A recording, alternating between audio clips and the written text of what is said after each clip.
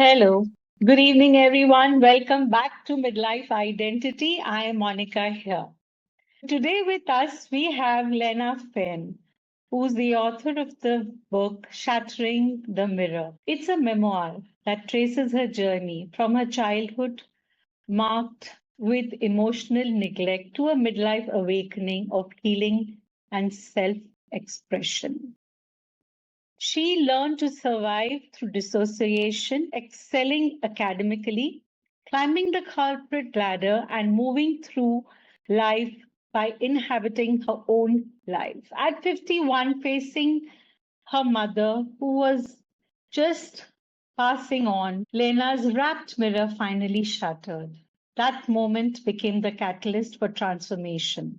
She began to feel, forgive, and embrace life with vulnerability instead of armor. Her story is a testament that healing is possible at any age and that wholeness is priceless. Midlife identity is all about rebuilding, reinventing ourselves in midlife. It is a mission of midlife to help empowering women to build a legacy in their midlife. Hi, Lena. Welcome back to Midlife Identity. It's a privilege and a pleasure to have you here. And congratulations on the book that you have written. And Shattering the Mirror. And the little bit of the introduction, which I just shared with the listeners and the viewers, I think wouldn't even do justice to what you have written, what you have dealt with, and what you have shared. So, now, in your words, can you tell us a little about what you want to share with the audience? Thank you. And thank you for the introduction. Actually, I felt it was spot on. So thank you. My life was a journey. It started at a very young age. I actually had a photographic memory down to when I was about 18 months old. I could remember not just the visuals, what I saw, but also auditory and feeling state. So when I decided to write a memoir, which was later in life, I actually had those memories, especially the traumatic ones, right there. And I was able to write about them. I would say from a very young age, when I was little, like 1 or 2 years old, everything was exciting and happy to me, and nothing felt wrong to me. Even if my mother wasn't paying attention to me and my three sisters, I was excited about life. Woo, I get to play with my sisters. And then sometime my mother was constantly cleaning the house, so she didn't really pay attention to us. We were all kind of fending for ourselves. And maybe when I started school, I think I was in first grade. Mm-hmm. And I started to feel for the first time this feeling I didn't understand, but it was kind of a hopelessness that something was wrong with me. My mother would shame me for having curly hair. I have naturally curly hair, and she would shame me for that. I was uncoordinated, and my mother would say, "No, you can't play any sports. You're too klutzy, you're too uncoordinated." And so I started to feel that something, my heart hurt. I couldn't have described it, but I started to feel sad. And the way I coped with that was to, oh, I'm doing good in school. If I get an A in school or very good, that teacher's going to notice me. I may not be able to catch a ball. So I started to really emphasize my brain, which was good. I did get A's in school, and that led me to go to college and have a very nice job. But I really didn't realize that I had shut down my heart because I was so afraid of being shamed or abandoned or hurt. So I hid those parts of myself that were really sensitive. And I just lived that way. And it wasn't until I was 51, well into my career, Okay. that I realized, as my mother was diagnosed with lung cancer, and she died within a week and a half of her diagnosis. And a few days before she died, she was intubated, so she couldn't talk. So there was no meanness coming out of her mouth. But I sensed her eyes looking at me, like for the first time. I saw her eyes, and that started the possibility. Like I felt something open in my heart. Wow, maybe I haven't really been seeing. Wow, what's that? Now, everything just didn't, the mirror didn't shatter all at once. It was a journey to discover and to really be brave enough to expose my heart, to expose my voice. So Yeah. that's really, it sounds simple, but it was a journey.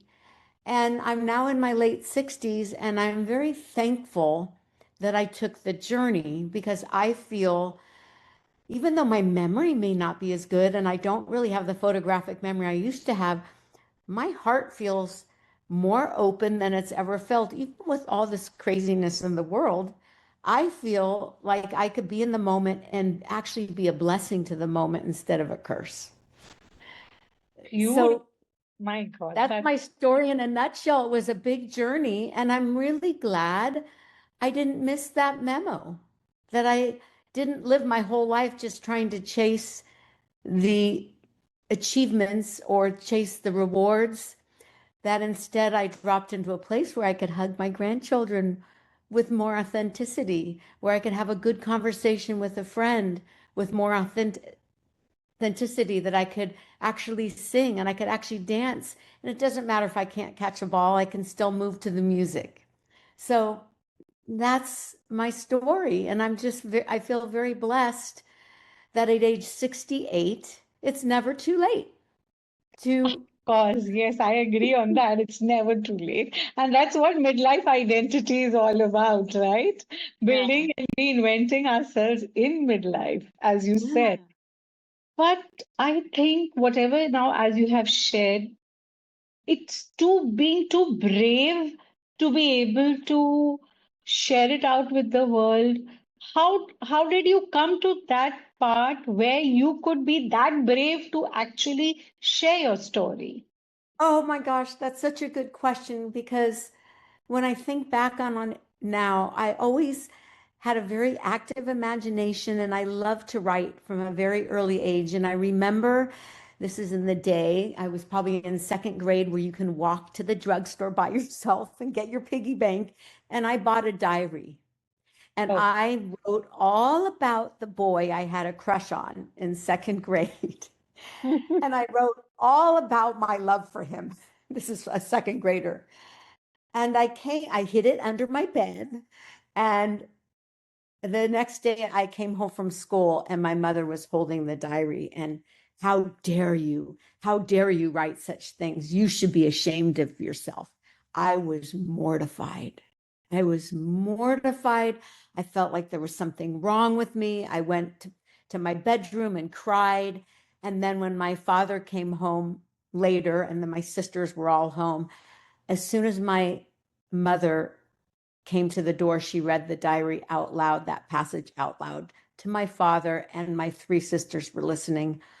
I have never felt so much shame and betrayal. And I think that's when I gave up and decided I need to keep everything a secret. So fast forward many, many years, I never wrote down anything personal. I was really good in engineering and writing, press releases, but not things that were personal. I never wrote in a diary again. So I used to do some events in my home, and a writer was there once, and she had everybody do free writes. And then if you wanted to, read it out loud. But her rule was to everybody, you don't have to read it out loud, but if you do, the listeners, there's no shaming allowed. The listeners just get to say, oh, when you read that, I felt this. Mhm. So being able to write and then be brave enough to read was the beginning of me getting used to a new way. Maybe I can use my full voice. So it was a journey. I didn't think I'd ever publish. I was too afraid. I eventually did. And here I am. And then I was afraid to do podcasts, but I have not received, not one woman has shamed me. It was more, oh, me too. That happened to me too. So I feel by actually having the courage to write my story, and not only write it, but publish it was huge. That was really what shattered the mirror. And then I had to do it. I did an audio version and I read it out loud. The man in the sound booth was 30 something, like a sound engineer. He was my son's age. My son doesn't want to read my book. And I was so terrified of having, a young man listen to my very personal story. But you know what? He never shamed me. Even if I made a mistake, he'd go, take 3, take 4, whatever it took.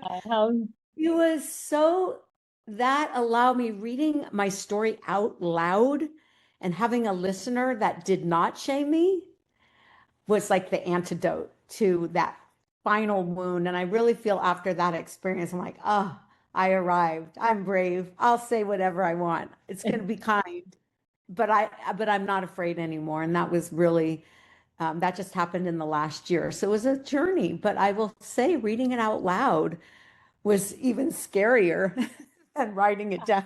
You're listening to it, you're listening to every word, every syllable, every tone, every feeling, every emotion you're listening to. So I'm sure that, when you comes to your ears with the feeling and having all put together, that all your senses working together would have been.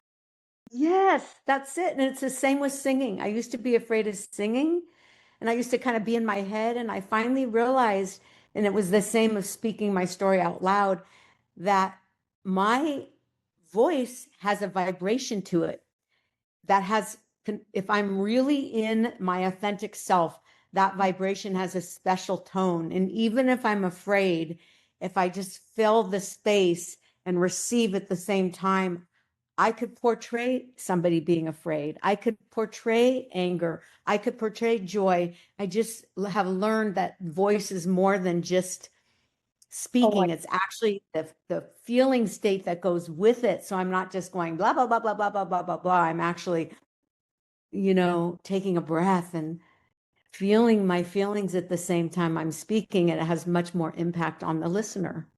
Yes, because they can absolutely. feel. It's your throat chakra. When they speak about it from where you're speaking, it carries your emotion. It carries everything together. It's like an amalgamation of a lot of within you, your expansion, which we transport or you put it out to your listeners. And that's what they receive, So if it's anguish, they would receive the anguish. If it's love, they receive the love. And that could be a healing for the listener as much as it's a healing for the speaker as well. And I, from a very young age, I remember sometimes I would have a feeling about something where I'd get a buzzing in my body. I wasn't speaking, but I'd go, ooh, I think that's going to happen. It was almost like premonition. And I used to call it magic, but that started, sometimes it would occur in my dreams. Sometimes it would occur in the middle of a conversation where I guess I would call it a spiritual hit or an intuitive hit. And that had a certain vibration that I could feel in my body that always felt, oh, that's truth. That is truth. And if I follow that, it's again more shattering of the mirror. So you can remove all the film and just be right where you're supposed to be in the moment. And I couldn't have articulated that as a little child, but the signature was there. So as a little kid, like in first grade, I'd go, ooh, magic. I just got a magical feeling. So I think it's really important for us to realize when we speak, authentic speaking really has a tone and a vibration to it. And if we're lying or if we're skipping over something, I think other people could pick up on it. Absolutely.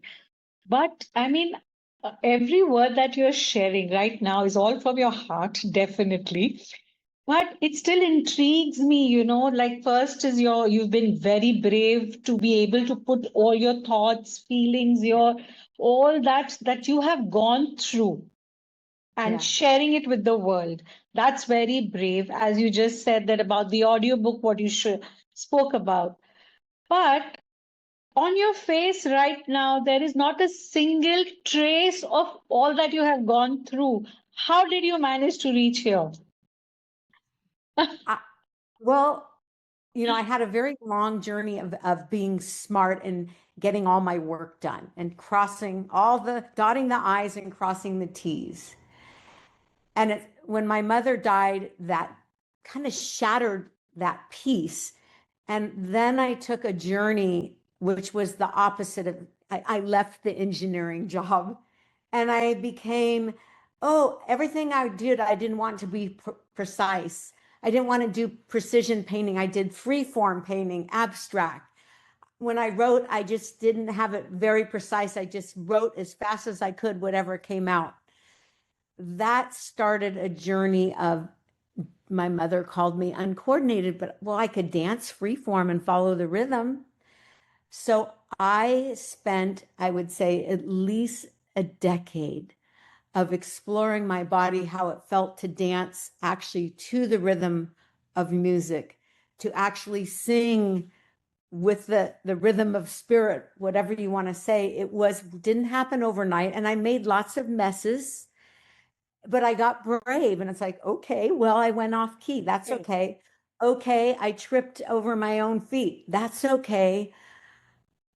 I just kept going, knowing that part of life is making a mess sometimes.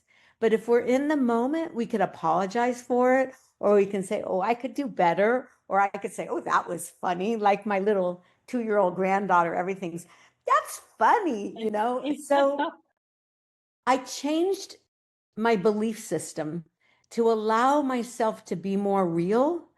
Like my mom had a collection of porcelain dolls and everything was perfect. You couldn't touch them or get them.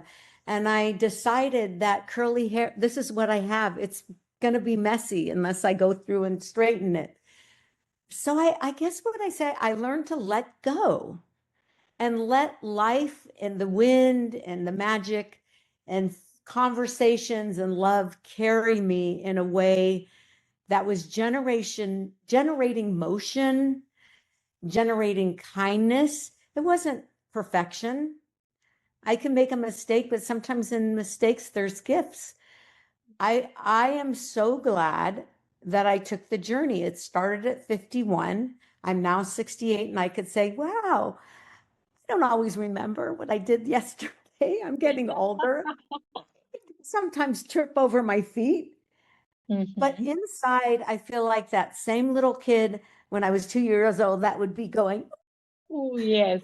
So it's like you discovered your inner child, which is, very challenging for people because the ones who go through a healing journey or through any trauma, the biggest, I think, hurdle for them is to first accept it that this is the situation and then accept themselves as they are.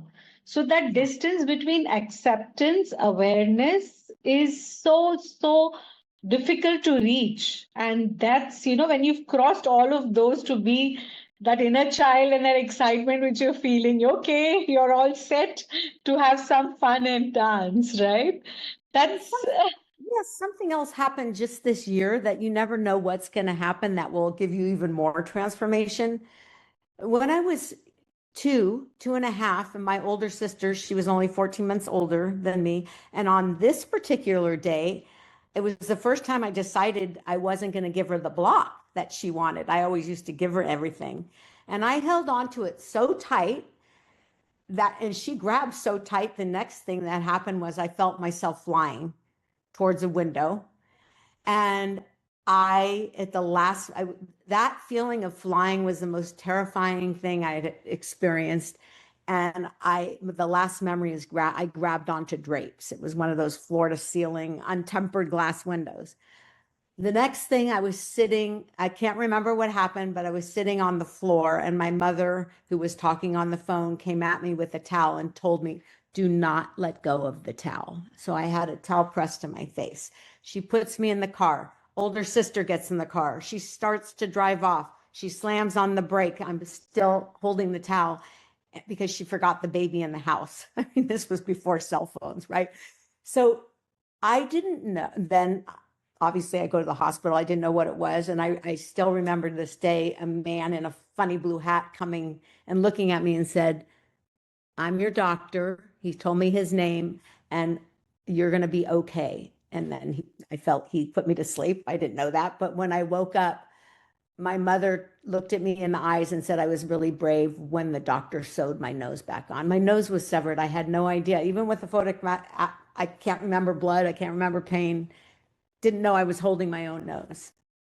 What's behind the story about that, my nose was a little bit misshapen. It was hard to breathe. I had a surgery when I was 30 and they shaped it a little bit better than they could when I was 2.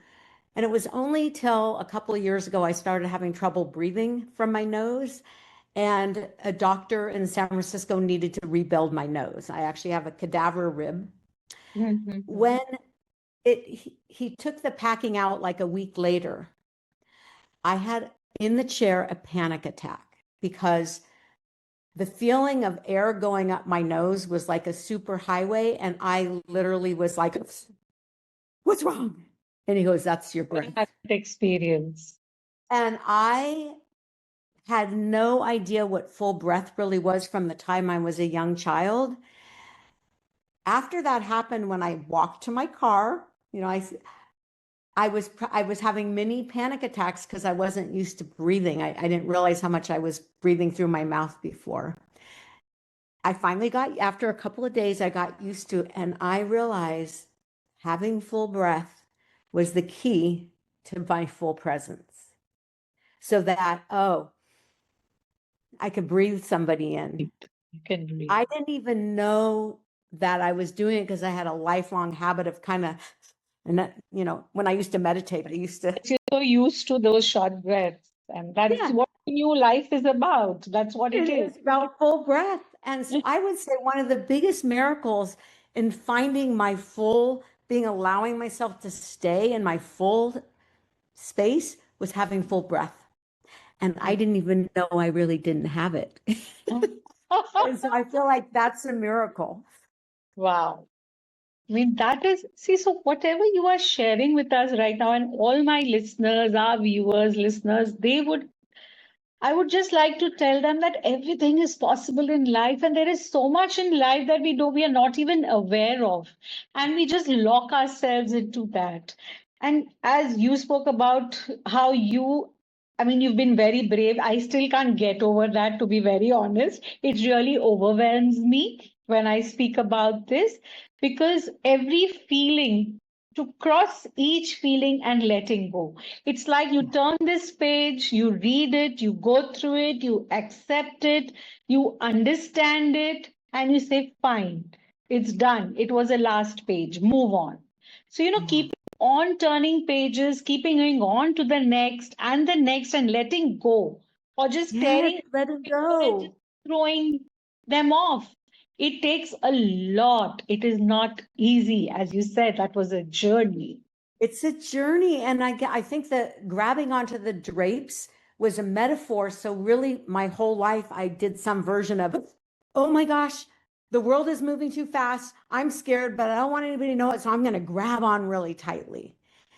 Actually, the feeling of letting go and letting myself fall into the moment, man, that was really scary for me and now it's not as scary. Oops, I fell, Yeah. It's a miracle. And despite my older age and my memory isn't as fast, and of course, I'm not running in the Olympics. I'm the wise woman, I think, sitting on the hill. I and hugging my grandbabies. I feel it doesn't matter how fast I go. What matters is how present I am in the moment. And even if my hip hurts or whatever it is, it's okay because my little grandkids still are climbing all over me and saying, more Nana, because I'm in the moment being silly and being available. And then when I'm ready to take a nap, I take a nap. And they get a nap too. So That's such a beautiful thing because so many of us we just get stuck in the traumas in the past. We do not let go, and we're not ready to come into the present and go with the beautiful flow of life. It's like you have the river flowing in front of you, but you're still looking at the stagnant water. You just don't want Yeah. to move away your glance, move away, look at the river flowing going into the ocean, but you just want to still be at the stagnant water, which pains me because there is a way to heal. There is a Yeah. way to go forward. There is Yeah. so much more than the hurt. Yes, pain is pain. Pain is subjective. Everybody's pain is deep in their own way. Yeah. But to come out of it and shine, and then shine your light to with other people and reflect your shine, as you said, shattering the mirror. Yeah. It is such a beautiful metaphor for all the light. So it's, I would look at, if I have to list, see the title shattering Yeah. the mirror, so I can see lots of pieces of mirror, which is the shattered mirror, which is Yeah. just reflecting light and multiplying the light more and more, and just lighting up the earth, let's put it that way. And we I think about feel it. Before I shattered the window, I grabbed onto the drapes. And so, in some ways, it's also a letting go. That metaphor of holding onto the drapes, it probably saved my life. At the yes, same time, if I keep hanging on because I'm so terrified I'm going to fall, then I never really know how to let go. let So go. the feeling of me letting go into sleep, letting go into a hug, instead, people used to say, "Oh, when I try and hug you, you kind of pull back." Me allowing myself to fall into the moment with grace, with presence, with Wow. being a blessing is priceless. And it's not like I make a mess all the time, but I feel like the metaphor for me was really in the letting go. Wow. So Yeah. how did you choose the title Shattering the Mirror? That is It something I have to I know.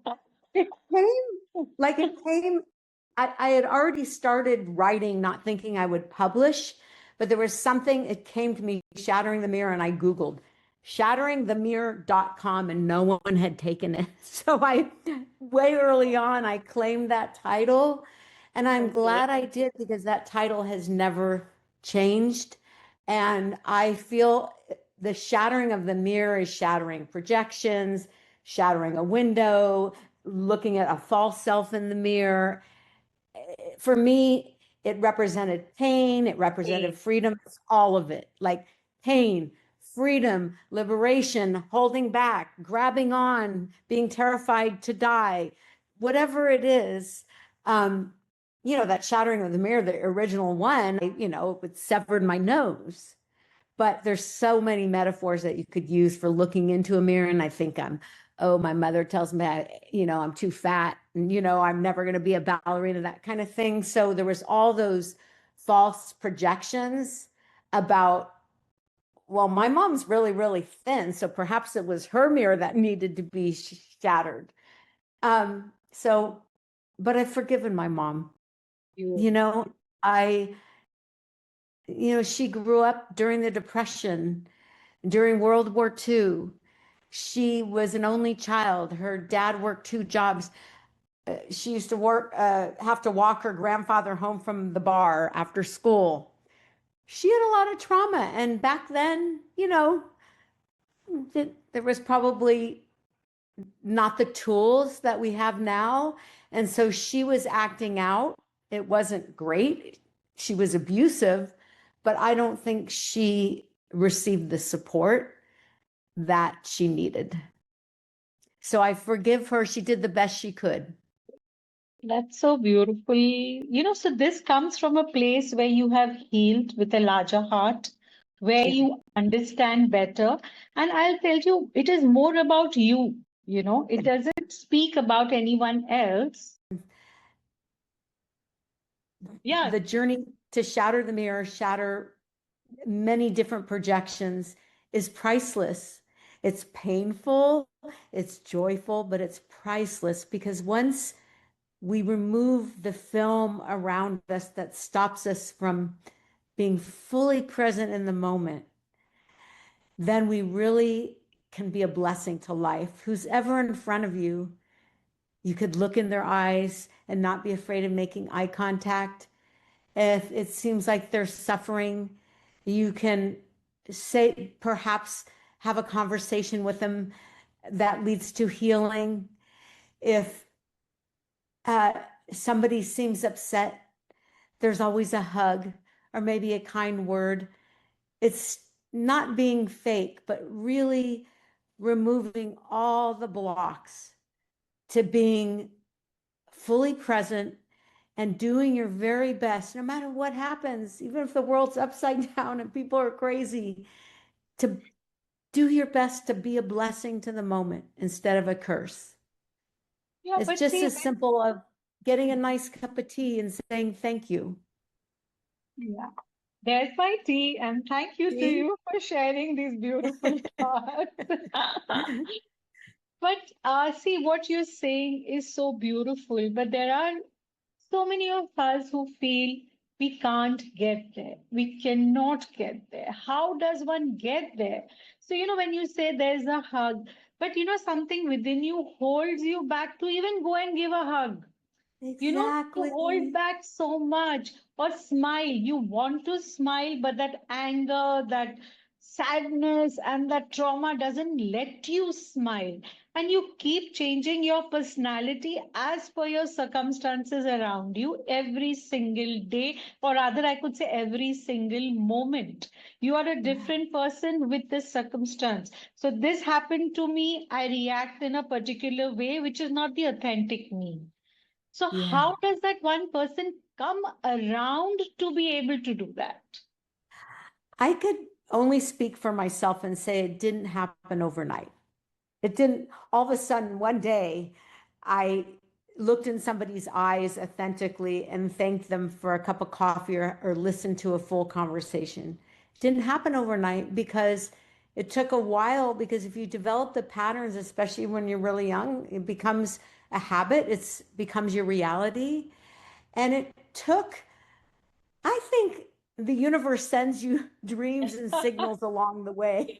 A lot of Yeah, them. Okay, I she didn't agree. get it. Let's throw a rock at her head, maybe even a brick.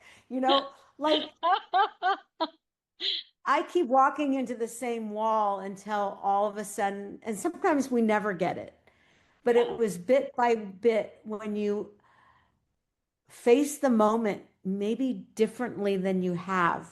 You didn't plan on it, but you had this feeling in your body that you were courageous and brave, and look what happened on the outcome. It's something magical happened. And when you start experiencing that, or maybe an ancestor comes to you in a dream, for everybody it's different. And I think it's our ancestors, the people around you, are always trying to get our attention. Wake yes, up in different ways, in different in ways. different ways. And I think it happens when it happens. And I think the big thing is to have that opening. For me, I had little openings as a young child. Maybe, somebody would visit me in a dream or I'd have a magical moment. As I got older, I really saw that those moments, like maybe it's divine orchestration from the universe or spirit to put us on that path. And I really don't think, my personal opinion is, you don't get a little fairy wand on your head and immediately you're a princess and you know exactly what to do. I think it's step by step. And I think a lot of people are afraid to take even the first step First step. and maybe even the fifth step. And so they go through life doing the same patterns. And what I can say for myself is I did that. But at 51, when my mother died, it was a breaking of a piece that I didn't even know was there. And I just kept following the thread. And I was still stubborn, and still doing old patterns, but the opening started. And then I kept following, even if I kept making, oh my gosh, I just traveled into the mud again. I went into the quicksand again. I swore again. All I can say after many years, it's worth the journey because I feel, despite my aging, despite that I probably couldn't do the same job in engineering I did 20 years ago, I feel where I'm at is priceless because my Sure. soul feels good. It's not one instant a fairy princess comes and taps you on the head. I think it's a journey, and Sure. I send everybody blessings on the journey and not to expect perfection and to just do your best to bring your whole self to the party, even if it's messy, I know. I even if it's totally messy. resonate with this because the book that I have written is Journey from I to Me. So it is the same thing in different forms. You could say everyone Yeah, has their own challenges, their yeah, own masks that we wear. So for me, was all about, opening up, peeling of the layers, of the yes, conditionings, of the layers, of the learnings, and coming to being my authentic self.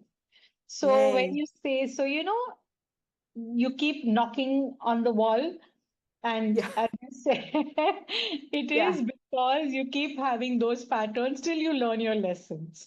And it's more about what I have learned and I believe in, and which I've even mentioned in the book, is about, first of all, acceptance, which we spoke about earlier. You yeah, accept yeah, yourself, you accept the situation, then you have the awareness yes, which lets you see the messages that you have got, which you just spoke about, your ancestors, the universe, which is constantly giving you messages. But yes, because we are shut off, we are not aware, we cannot receive them. So once we are aware, we open up our hearts, yeah, you start receiving, and you're more aware of what is happening. And then you go to the next of making conscious choices in life. yes, So now you're aware, you've accepted it, you're aware. Now the choices that you would be making are the conscious choices where you know whatever yes, I am doing, I'm responsible. I take the accountability and responsibility of what I want to do, or I am. perfect, So yeah, then you do not have more built up coming in. You don't have any new set of traumas, new set of built up, new set of mass, because you're working purely from your heart, from a place of expansion and not from where you're shrinking. So I think that is the game changer, life that's changer. so well said. That's so well said. Because we can say the words, but it actually is a very somatic feeling when you have your breath, you feel your vibrations, you feel other people's what they're saying, and it's like you're in a very conscious soup of vibrations. And when you're in that place, it's very transformative and healing. And I think if we stay in our head and just put the words down, we could still miss the memo, because the words may be there, but unless we have our whole beingness, the In it. vibratory being, you're going to be singing off key. You know what I mean? Yes, That's a metaphor for absolutely. everything. So I feel the way you articulated that, everybody maybe feels it differently, but I would say it's the words, they matter, but it's also that we bring our whole embodied presence, because that is our heart. And that's where the magic, it is magical. Magic, yes. And that's where the magic happens, actually Yes. happens. And I'm Yeah. really, I hope our viewers and listeners are inspired from this conversation, are want to experience their own magic. So, Yes. Perfect. they should really, because this magic is so magical. I I agree. I want to give you a high five through There we through go. the Zoom, because I think we got it. We're Yes, elders, and I'm glad we didn't miss the memo. That yes, no one absolutely. really could give you the memo. It's an inside job, and I'm really glad that I found you, because I feel the resonance, and I think you doing these podcasts is really important, and hopefully people are inspired to write their own story or feel their own story or live their own story and to experience what it's like to really be authentically a full, alive human being, even when we're on our deathbed. That Yes. last piece, that saying goodbye, being with my mother as she was dying, both my grandmothers as they were dying, and my father as he was dying, I could feel their presence, even if they couldn't talk. It was palpable. And No, that, so, you know, that's I, I cannot, I don't, I can just feel what you're saying. I yeah, don't have words. I am grappling for words, but no, I think the feeling, no words can do justice to the feeling, what I'm yeah, feeling now. yeah, yeah. That's all I can I say. feel it too. I want to Yeah. thank you so much because you helped everything I've been working on land even further because there's articulation around it. I have a chance to look in the mirror and see somebody reflecting similar things. It doesn't matter ethnicity or what the religion is, that we still, the human spirit, there's something that's, we're bonded together from that. And so if everybody feels that, that goes a long way towards No. healing, Yes, really. and it's like the consciousness around us Yeah. that Light what upon we light. all feel and Yeah. what's vibrating. And I can Yeah. feel it, you are so far away, but I feel you Yeah. are so close at the Yeah. same time. I don't know what's this bond. No, I I feel it too. It can yeah, happen through Zoom. It can happen.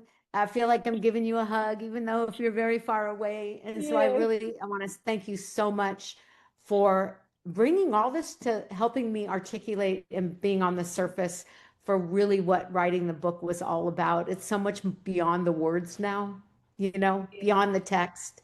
It's the feeling state of being able to be in the world despite the accelerated craziness that we're all feeling. I mean, it's this acceleration of whether it's AI or politics.